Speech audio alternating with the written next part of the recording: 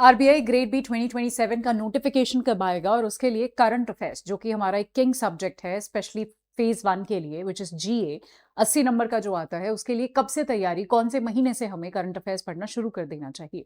ये दो क्वेश्चन के जवाब आज आपको इस सेशन में मिलने वाले हैं और इन दोनों क्वेश्चन के जो जवाब हैं वो पिछले साल के जो भी हमारे नोटिफिकेशंस आए हैं उनकी डेट के बेसिस पर हम यहाँ पर बताने की और समझने की कोशिश करेंगे कि नोटिफिकेशन कब तक आ सकता है और हमें कौन से महीने के करंट अफेयर से पढ़ना जो है वो शुरू कर देना चाहिए।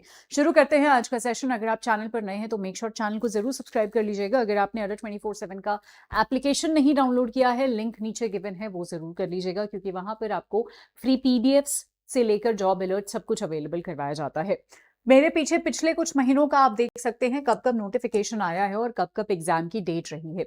सो यहाँ पर 2023 में 26 अप्रैल को हमारा शॉर्ट नोटिफिकेशन आया था और उसके बाद 9 जुलाई को जो है, हाँ जी 9 जुलाई को जो है हमारा फेज 1 हो गया था। ठीक है, यानी आप ये लगा लीजिए कि 26 अप्रैल यानी मई में हमारा नोटिफिकेशन आया होगा। जस्ट अ सेकेंड, मई में हमारा नोटिफिकेशन आया होगा, राइट। और उसके बाद हमारा जुलाई में जो है लगभग नोटिफिकेशन के 1-1.5 महीने के बाद जो है हमारा एग्जाम जनरली हो जाता है। 2024 में 25 जुलाई को नोटिफिकेशन आया, सितंबर में मतलब जुलाई के एंड में आया तो हमें अगस्त मिला। ठीक है, सो अगस्त मिला पूरा और सितंबर के कुछ दिन मिले, तो अगेन वही महीने 1.5 महीने के अंदर अंदर विद इन अ मंथ और 40 डेज के अंदर अंदर एग्जाम हो जाता है। 25 में 10 सितंबर को आया नोटिफिकेशन, 18 अक्टूबर को पेपर हो गया और इस बार जो है 13 जून को पेपर हो गया और 29 अप्रैल को हमारा नोटिफिकेशन आया था।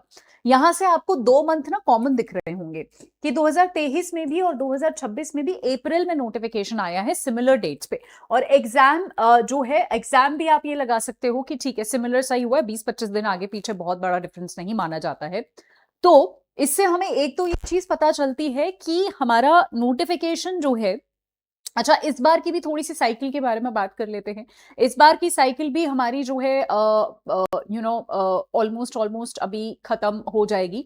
सो बेसिकली इस बार का जो नोटिफिकेशन है वो हम एक्सपेक्ट कर रहे हैं कि हमारा जो नोटिफिकेशन है वो इस बार जल्दी आ सकता है। ठीक है, रीजन उसका ये है कि जो पिछली बार है, पिछली 2023 हो गया चाहे 26 ऑलरेडी हमारा अप्रैल में आया है। इस बार हम बिल्कुल अप्रैल तो उम्मीद कर सकते हैं, इनफैक्ट उससे थोड़ा पहले भी हम उम्मीद कर सकते हैं कि नोटिफिकेशन आ सकता है। ठीक है, सो आप अप्रैल तो लगा के ही चलिए कि आपको इस हिसाब से तैयारी करनी है कि अप्रैल में लेट्स से आपका नोटिफिकेशन अप्रैल एंड या मई में आपका नोटिफिकेशन आएगा और वही जून जुलाई के आसपास अगर आपका एग्जाम होना है, अगर आप ये भी लगा के चलते हैं अभी भी या उससे थोड़ा पहले ही हो जाएगा अगर एग्जाम, तो आप उस हिसाब से तैयारी शुरू करेंगे। अभी हम अगस्त में है, ठीक है, अभी हम अगस्त में है, उसके बाद हमारे पास सितंबर, अक्टूबर, नवंबर, दिसंबर 4 महीने हमारे ये वाले हैं। बहुत सारे बच्चे आई एम श्योर ऐसे हैं कि जो फ्रेशर्स हैं, जो पहली बार प्रिपेयर कर रहे हैं या फिर 2026 में जिनका प्रीलिम्स नहीं हुआ या फिर कुछ नंबर से वो किसी भी जो है स्टेज पे रह गए हैं तो वो दोबारा प्रिपेयर कर रहे हैं, कुछ लोग फ्रेशर्स हैं। सो 4 महीने हमारे पास ये हैं। उसके बाद जनवरी, फरवरी, मार्च 3 महीने वो हमारे पास हैं। ठीक है, 4, 5, 6, 7 7 मंथ्स की अगर मैं बात करूं तो हमारे पास 6-7 महीने हैं जिसमें हम प्रिपेयर कर सकते हैं। तो इन 6-7 महीनों में आपकी स्ट्रैटेजी ये होनी चाहिए कि आपको पहले सिलेबस अच्छे से देखना चाहिए, प्रीवियस ईयर क्वेश्चन पेपर्स आपको अच्छे से देखने चाहिए और उसके बाद आपको जो है based on the previous year कब कब एग्जाम हुआ था उसी बेसिस पे मैं यहाँ पर बता रही हूँ। यहाँ पर अभी कोई एग्जैक्ट इंफॉर्मेशन किसी के पास नहीं है कि कौन से महीने में नोटिफिकेशन आएगा, किसी को एग्जैक्टली नहीं पता है। तो हम जो है प्रीवियस ट्रेंड्स पर ही चलेंगे कि प्रीवियस ट्रेंड में जो रहा था उसी हिसाब से जो है हम इस बार भी प्रिपेयर करेंगे। कहने का मतलब ये है कि आप अभी से प्रिपरेशन शुरू कर दीजिए। अगर इससे थोड़ा पहले भी आ गया तो भी हमारे पास टाइम है कि हम अभी से प्रिपेयर करेंगे तो हमारी प्रिपरेशन अच्छी हो जाएगी। इस समय के दौरान आया तो भी हमारे पास जो है ठीक ठाक टाइम है, अच्छा खासा टाइम है कि हम अच्छे से प्रिपेयर कर लें।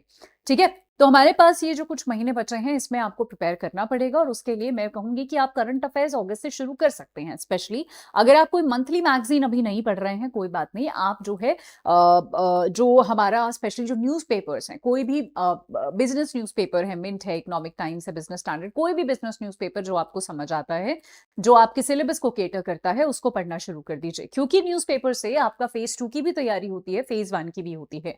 फेज 2 की फाइनेंस और ईएसआई में काफी मदद करता करता है और फेज 1 में जीए में मदद करता है, इंग्लिश में मदद करता है, एडिटोरियल्स जो है मदद करते हैं इंग्लिश के लिए, ठीक है। सो एक न्यूज़पेपर पढ़ना शुरू कीजिए। रही बात मंथली मैगजीन्स की, मंथली मैगजीन आप न्यूज़पेपर पे अपना कमांड बनाइए, उसके बाद 1-2 महीने बाद में भी आप मंथली मैगजीन शुरू कर सकते हैं। उसका कोई मैं बहुत जल्दी आपको नहीं बोलूंगी कि अभी से मंथली मैगजीन शुरू करो, नहीं। अभी अपनी कॉन्सेप्चुअल क्लैरिटी पे ध्यान दीजिए, अभी फेज 2 की तैयारी कीजिए, कॉन्सेप्चुअल लर्निंग करिए, कॉन्सेप्चुअल क्लैरिटी पर ध्यान दीजिए, ये आपकी स्ट्रैटेजी होनी चाहिए। सो to summarize everything, should I start today? Should I start preparing for current affairs today?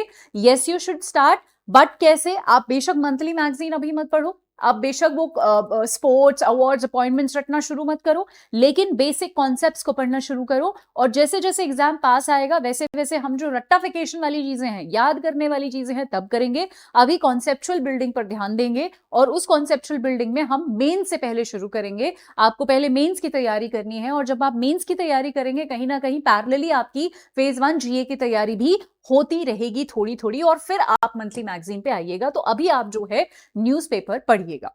RBI grade B अगर आपको नहीं पता तो थोड़ा सा एलिजिबिलिटी क्राइटेरिया भी डिस्कस कर लेते हैं। सो हमारे पास आपको पता है 21 से 30 साल तक जो है आप ये एग्जाम दे सकते हैं।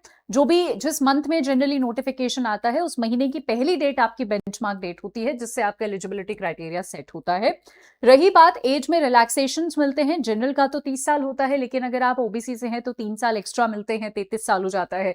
SC ST से हैं तो 35 ईयर्स, एमफिल होल्डर्स है तो 32, PhD होल्डर्स है तो 34 आपको मिलता है।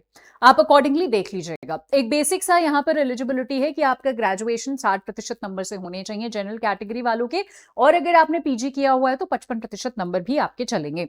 सेम यहाँ पर अगर आप यहाँ पर ग्रेजुएशन में अगर आप SC ST PWBD से हैं तो यहाँ पर 50%, और अगर आप पोस्ट ग्रेजुएशन आपने करी हुई है और अगर आप किसी रिजर्वेशन को होल्ड करते हैं तो पासिंग मार्क्स भी अलाउड है आपके, ठीक है। सो आपको यही बेसिक सी रिक्वायरमेंट मीट करनी है in case you are not aware about the entire eligibility criteria.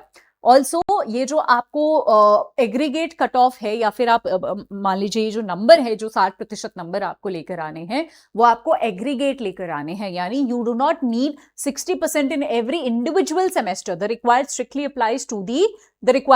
Applies to the aggregate average of all the semesters, ठीक है। तो सारे सेमेस्टर्स का जो एग्रीगेट है वो आपका जो है 60% यहां पर होना चाहिए या उससे ज्यादा होना चाहिए, ठीक है। सो ये आप छोटी सी चीज है लेकिन बड़ी इंपॉर्टेंट है, याद रखिएगा, राइट। सो बेसिकली हमें क्या करना है, हमारा सिंपल सा स्टेप है, हमें तैयारी अभी से शुरू करनी है, क्योंकि याद रखिए आपके साथ वो वाले बच्चे भी बैठने वाले हैं जो कई सालों से तैयारी कर रहे हैं, जो मेंस आंसर राइटिंग लिखने में बहुत ही ज्यादा एक्सपर्ट हैं, जो मे बी किसी और एग्जाम जैसे यूपीएससी की भी तैयारी कर रहे हैं। आपका कॉम्पिटिशन उनसे होने वाला है, तो मैं बोलूंगी आपके पास अभी एकदम, आपके पास क्या लेवरेज है, उनके पास तो ये लेवरेज है कि उनको सिलेबस आता है, उन्होंने पेपर दिया हुआ है, उन्होंने मॉक्स दिए हुए हैं, उनका शायद एक आध नंबर से छूटा हुआ है, वो ऑलरेडी उनका करंट अफेयर तैयार है, ऑलरेडी उनकी आंसर राइटिंग तैयार है, उनको इकोनॉमी में बहुत अच्छी कमांड है। आपके पास क्या लेवरेज है, आपके पास लेवरेज है टाइम। वो आई एम श्योर किसी और एग्जाम की तैयारी कर रहे होंगे आप, लेकिन अभी इस टाइम पे, लेकिन आप लोगों के पास यही बेनिफिट है, यही एडवांटेज है, यही लेवरेज है कि आप समय से शुरू करें ताकि उनके साथ रेस में आप कंपीट कर पाए। So please start your RBI grade B preparation right away today, क्योंकि यही आपके पास सबसे बड़ा फायदा है। आज शुरू करेंगे तभी उनके साथ कंपीट कर पाएंगे। फेज 2 से शुरू कीजिए, धीरे धीरे धीरे धीरे जो है फेज 1 पर आइए, एक बार फेज 2 खत्म करके फेज 1 पर आइए। फेज 2 जब आप कर रहे हैं पैरेलली करंट अफेयर्स तो करते ही जाइएगा थ्रू न्यूज़पेपर्स, और एक बार जब न्यूज़पेपर्स पे कमांड बन जाए न्यूज़पेपर करते रहिएगा। सो न्यूज़पेपर से आपका करंट अफेयर होता रहेगा धीरे धीरे, उसके बाद क्यूआरई की प्रैक्टिस करना शुरू कर दीजिएगा। That is how you should prepare. जब आप फेज 2 की तैयारी करते हैं तो साथ ही के साथ सिलेबस करने के साथ साथ आंसर राइटिंग प्रैक्टिस भी थोड़ा बहुत कर लीजिएगा। उसके बाद जब हमारा प्रीलिम्स और मेंस के बीच का समय रहेगा तब रिवीजन और आंसर राइटिंग हम फिर से करेंगे, ठीक है। सो ये आपका जो है स्ट्रैटेजी रहने वाला है। आई गेस आपको काफी क्लैरिटी मिली होगी। बहुत सारे स्टूडेंट्स यही मुझसे बात पूछते रहते हैं कि मैम सबसे पहले तो ये बता दीजिए कि क्या अभी से तैयारी करने शुरू कर दे, करंट अफेयर्स अभी से पढ़े। I hope you got the clarity, ठीक है, कि अखबार वाला पढ़ना शुरू कर दो। मंथली मैगजीन कोई बात नहीं, मंथली मैगजीन में थोड़ा और समय ले सकते हैं आप, 1 महीना और ले लो, 2 महीना और ले लो। अगर आप पैरेलली करना चाहते हो तो पैरेलली कर लो, अच्छा ही है। जितना ज्यादा पढ़ोगे, जितना कॉम्प्रिहेंसिव पढ़ोगे अच्छा ही है। बट अगर नहीं कर सकते तो आराम से पहले न्यूज़पेपर पर पकड़ बनाइए, वहां से आंसर राइटिंग भी होगा, वहां से मेंस भी होगा, वहां से प्रीलिम्स भी होगा, वहां से इंग्लिश भी होगा, और उसके बाद धीरे धीरे करंट अफेयर्स की मंथली मैगजीन लेट्स से सितंबर अक्टूबर से भी शुरू कर सकते हैं आप, ठीक है। उसके बाद जो है आपको न्यूज़पेपर्स के साथ साथ मंथली मैगजीन करनी है, और फेज 2 कंप्लीट करने के बाद क्यूआरई पे पकड़ बनानी है। This should be your strategy. अड्डा 24/7 का application I am sure download कर लिया होगा।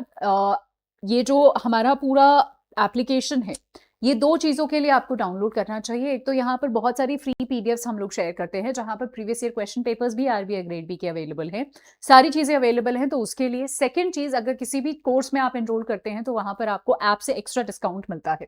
कैसे, ये मैं आपको बता देती हूँ। आपको जाना है अड्डा 24/7 के एप्लीकेशन पर, और उसके बाद अपना एग्जाम सेलेक्ट करना है, विच इज रेगुलेटरी बॉडीज। ठीक है, रेगुलेटरी बॉडीज जब हम सेलेक्ट करेंगे, जस्ट अ सेकेंड, हाँ जी, तो आपको यहाँ पर आरबीआई ग्रेड बी दिखेगा। आरबीआई ग्रेड बी जो है बैंक महापैक प्लस में भी आता है। तो अगर आप बैंक महापैक प्लस के थ्रू एनरोल करना चाहते हैं, जिसमें बैंकिंग रेगुलेटरी सारे एग्जाम्स आते हैं, अपकमिंग जितने भी एग्जाम्स हैं वो ऑलरेडी इसमें हैं, तो मैं तो बोलूंगी कि bank Mahapack plus is the best course. एक तो ज्यादा अफोर्डेबल होता है, ठीक है, उसके साथ साथ यहाँ पर मल्टीपल एग्जाम्स कवर हो जाते हैं, और सारी वही चीजें होती हैं यहाँ पर भी, प्रीलिम्स, मेंस, इंटरव्यू, तीनों चीजें कवर्ड होती है, लाइव क्लासेस होती हैं, पीडीएफ्स मिलती है, एवरीथिंग जो आपके लाइव बैच में चलता है वही बैंक महापैक प्लस में आपको सारी चीजें मिलती हैं। बट क्योंकि ये एक ऐसा महापैक हमने बनाया है तो ज्यादा अफोर्डेबल आपके लिए रहता है। बट अगर आप सिंगल यहाँ पर सिंगल बैच ही लेना चाहते हैं, क्योंकि मैम मैं सिर्फ आरबीआई ग्रेड बी की तैयारी कर रहा हूं, तो this is the batch, RBI grade B foundation batch हमारा ये रहा। आप इसमें भी एनरोल कर सकते हैं। सिंपल तरीका है एनरोल करने का, हमें कोड यूज करना है, जो कोड है Y674, अप्लाई करेंगे and you will get the maximum discount. तो आज के लिए इतना ही। Thank you so much everyone. अगर कोई भी डाउट हो आप मुझे नीचे कॉमेंट में बता सकते हैं। बस यही आपसे रिक्वेस्ट करूंगी, स्पेशली जो फ्रेशर्स हैं, कि समय पे शुरू कीजिए, समय पे शुरू कीजिए। जब कहते हैं ना, अगर हम समय पे कहीं पर चलते हैं तो अगर कोई अनसर्टनिटी या फिर कोई कुछ भी वर्स्ट केस सिनेरियो हो जाता है, तो हमारे पास संभालने का और संभलने का स्कोप होता है। अगर हम एकदम टाइम पे शुरू करेंगे, समय ही नहीं रहेगा, तो संभलने का स्कोप नहीं होगा, गलती हो जाएगी और खामखा 1 साल आपका वेस्ट हो जाएगा। अगर आप वर्किंग प्रोफेशनल हैं तब भी मैं आपको बोलूंगी कि चाहे आप 2 घंटे निकाल सकते हैं अपने स्केड्यूल से, चाहे आप डेली ना निकाल सकते हो, लेकिन सैटरडे संडे अगर आप निकाल सकते हैं तो सैटरडे संडे बैठ के पढ़िए, लेकिन पढ़ना अभी से शुरू कीजिए। Do not waste further time. What if हमारा नोटिफिकेशन अप्रैल की जगह मार्च में आ जाता है, व्हाट इफ हमारा जल्दी नोटिफिकेशन आ जाता है, तो हम क्या करेंगे? तो टाइम पे शुरू कीजिए, बस यही मैं बोलना चाहती हूँ। यही हमारे पास सबसे बड़ा एडवांटेज है, और एक स्ट्रैटेजी के तहत शुरू कीजिए, जो मैंने अभी आपको एक मोटा मोटा बताया है कि पहले मेंस की तैयारी शुरू कीजिए, ठीक है। उससे हमारा ना कॉन्सेप्चुअल क्लैरिटी भी बढ़ेगा, और उसके साथ साथ आपको ना न्यूज़पेपर पढ़ना भी समझ आएगा। जब आप इकोनॉमी, सोशल इश्यूज के कॉन्सेप्ट समझ लेंगे, जब आप फाइनेंस के कॉन्सेप्ट समझ लेंगे, तो आपको अखबार पढ़ना, उनको समझना बहुत आसान आपके लिए हो जाएगा। तो दोनों चीजें ना पैरेलली चलनी चाहिए, कि आपका स्टैटिक पोर्शन भी पैरेलली चल रहा है और आपका न्यूज़पेपर रीडिंग भी पैरेलली चल रहा है। उसके लिए आप टाइम निकाल लो कि पहले पहले सुबह सुबह उठ के, जब आप फ्रेश माइंड से हैं, कुछ डिफिकल्ट पढ़ लो, जो भी आपको डिफिकल्ट लगता है। लेट्स से स्टैटिक पोर्शन आपको डिफिकल्ट लगता है, वो कर लीजिए। उसके बाद दोपहर में या शाम को जब भी आपको लग रहा है तब न्यूज़पेपर कर लो। जरूरी नहीं है कि आपको सुबह उठते ही अखबार पढ़ना है। जब भी आप कंफर्टेबल हैं, जब भी आपको लग रहा है कि हाँ this is the time which suits better, आप उस टाइम पे पढ़िए, ठीक है। सो जो आपको सूट करता है वो आप कीजिए, वो स्ट्रैटेजी अपनाइए, लेकिन इस तरीके से पढ़ाई कीजिए और टाइम से पढ़ाई कीजिए। Thank you so much everyone. If you have any doubt, do let me know in the comment section. Bye bye, take care, have a wonderful time ahead.